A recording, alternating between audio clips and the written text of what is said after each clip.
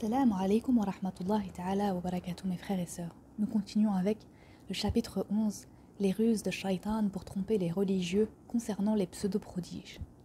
Nous avons indiqué précédemment que Shaitan met l'humain sous son emprise en proportion de son savoir.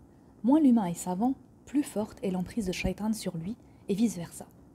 Il arrive à certains adorateurs de voir une lumière dans le ciel, et si cela arrive au mois de Ramadan, ils disent avoir vu la nuit de la destinée. Et si cela survient à un autre moment, ils disent que les portes du ciel leur ont été ouvertes. Il arrive parfois que la chose qu'ils ont souhaité se produise, et ils croient alors qu'il s'agit d'un prodige. Or cela pourrait bien être une coïncidence, ou une épreuve, ou bien l'une des ruses de Shaitan. La personne douée de raison ne doit pas en tout cas se fier à ce genre de choses, même s'il s'agit d'un vrai prodige.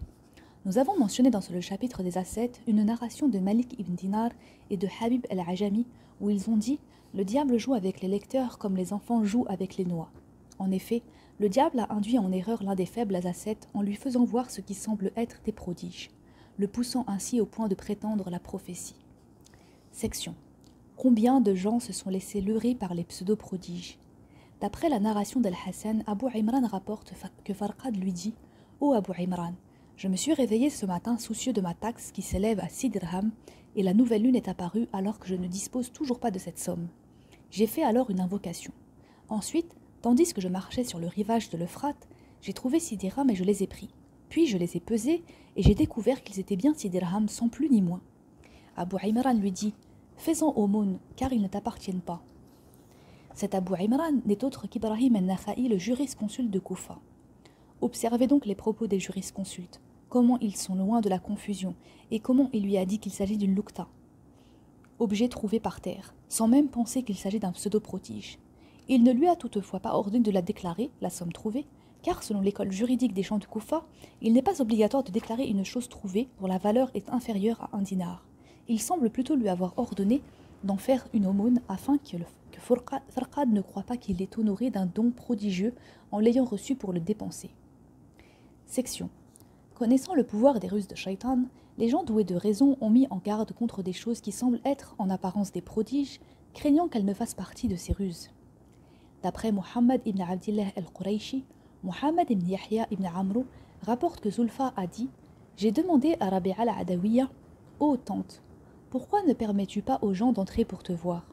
Elle a répondu « Que puis-je espérer des gens? S'ils viennent me voir, ils raconteront sur moi ce que je n'ai pas fait. » Al-Qurayshi a ajouté « On m'a rapporté encore qu'elle a dit « Il m'est parvenu que les gens disent qu'il m'arrive de trouver des dirhams sous mon lieu de prière et que ma marmite me permet de cuire la nourriture sans feu. Or, si je vois ce genre de choses, cela m'effraiera. » Zulfa lui a dit « Les gens parlent beaucoup à ton sujet disant que Rabi'a obtient la nourriture et la boisson chez elle. Y trouves-tu vraiment quelque chose ?»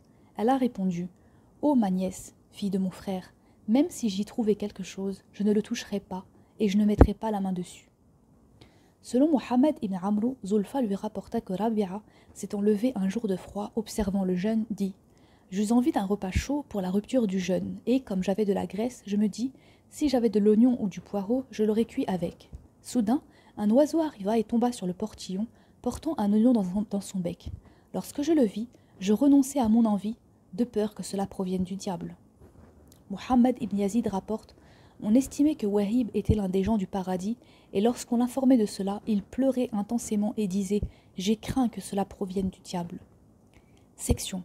Shaitan a trompé par ses ruses certains gens parmi les dernières générations de sorte qu'ils ont inventé des histoires au sujet des prodiges des saints afin de soutenir leurs allégations à leur sujet.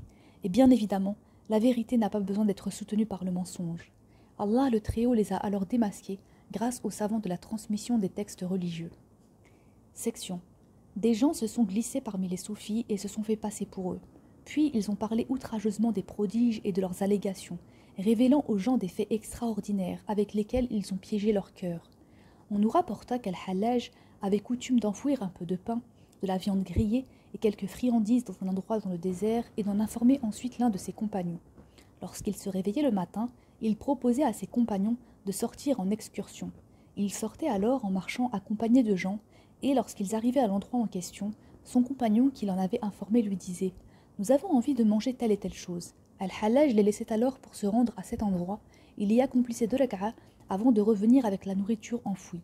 L'auteur a dit Nous avons vu à notre époque certains qui font référence aux anges en disant qu'ils sont des nobles invités, donnant l'impression qu'ils sont présents, et ils leur demandent même de s'approcher d'eux.